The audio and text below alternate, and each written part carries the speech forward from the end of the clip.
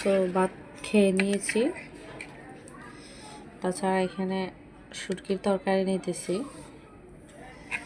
আর বেগুন দিয়ে শুটকির তরকারি অনেক পছন্দ আমার।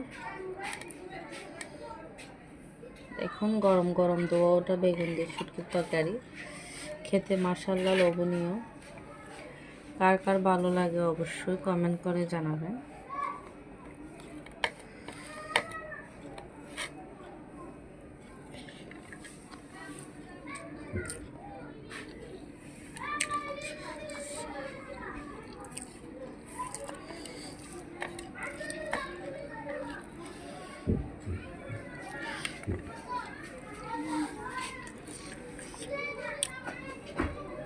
এভাবে খেতে খুব অসাধারণ।